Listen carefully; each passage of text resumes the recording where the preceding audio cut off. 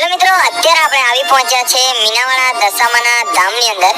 તો 5 થી 6 દિવસની અંદર દશામાના વ્રત ચાલુ થઈ રહ્યા છે।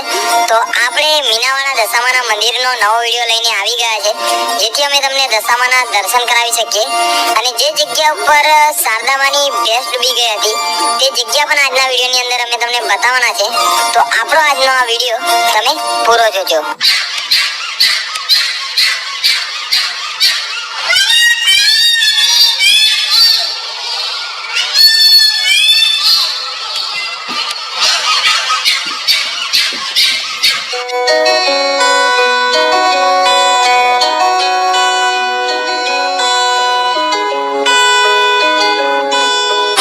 મીનાવાડાની અંદર તમને ઘણા આવા નાના મોટા પાર્કિંગ જોવા મળશે, જ્યાં તમારી બાઇક હોય કે 4 વ્હીલર હોય તો તમે પાર્ક કરી શકો છો। એકદમ ઓછા ચાર્જની અંદર તમે તમારી બાઇક કે 4 વ્હીલર પાર્ક કરી શકો છો। અને આખો આ તમે જોઈ રહ્યા છો તે આખી બજાર છે મીનાવાડાની। તો મિત્રો, આપણે સામેથી આપણી બાઇક પાર્કિંગ કરીને આવ્યા છે અને આ એક્ઝેક્ટ સામે છે મંદિર તરફ જવાનો રસ્તો। તો તમને ઘણી નાની મોટી દુકાનો જોવા મળશે પ્રસાદની, ત્યાં તમે માતાજીને ચડાવવા માટે પ્રસાદ લઈ શકો છો। તો ચાલો હવે આપણે આગળની તરફ વધીએ।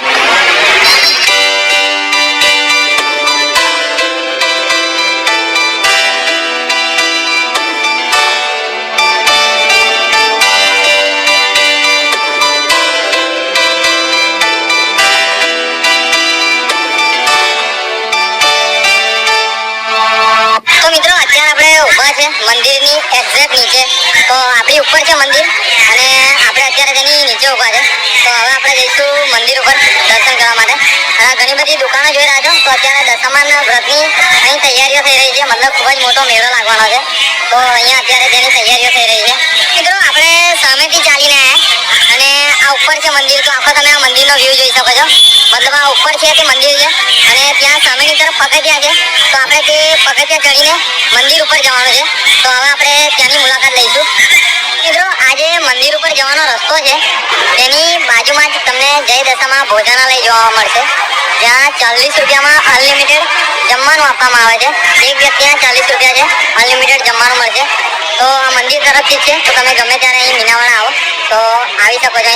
તો અહીંયા શું શું જમવાનું છે, તો પૂરી છે, શાક છે અને દાળ ભાત છે, અને તે પણ તમને અનલિમિટેડ આપવામાં આવશે 40 રૂપિયામાં।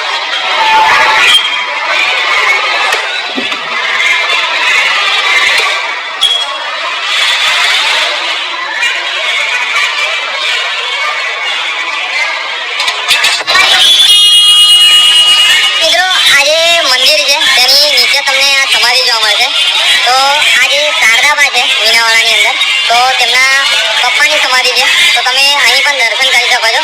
તો આજે મંદિરનો નીચેનો ભાગ છે, ત્યાં જ તમને જોવા મળશે આ સમાધિ। તો તમે ત્યાં પણ દર્શન કરી શકો છો। તો મિત્રો, આ મંદિર ઉપર ચડવાનો રસ્તો છે, તો મંદિરમાં શૂટ કરવા મળશે તો શૂટ કરીશું, તમને દર્શન કરાવીશું, નહીં તો દર્શન નહીં કરાવી શકીએ। તો આખો આ મંદિરનો વ્યૂ છે।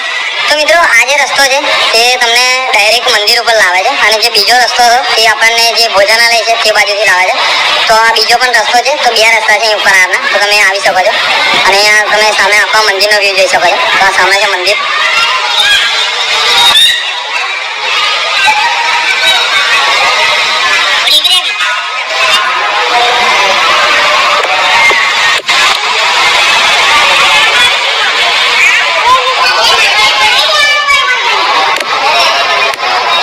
તો મિત્રો, આખો મીનાવાડા દશામાના મંદિરનો વ્યૂ છે।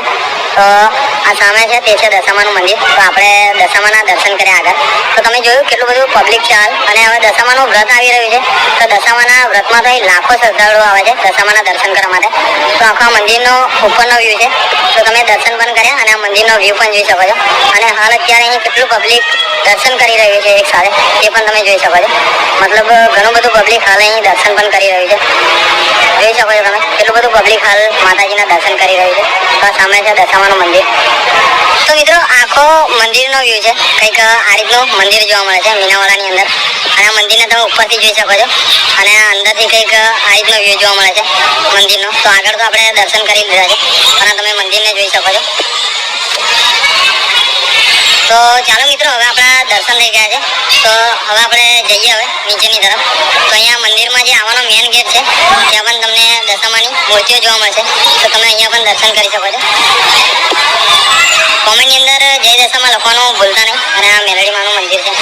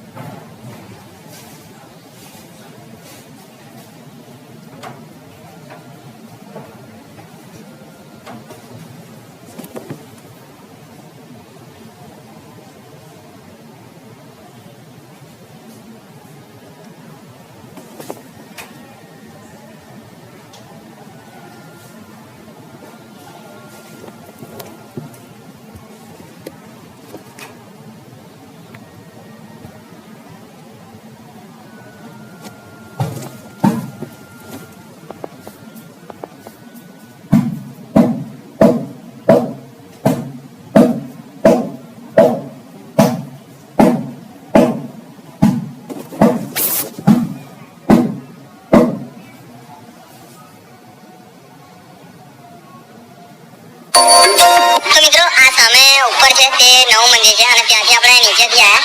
તો અહીંયા આપણને આ જૂનું મંદિર જોવા મળે છે. જોઈ શકો છો. તો અંદરથી પણ અમે તમને બતાવીશું.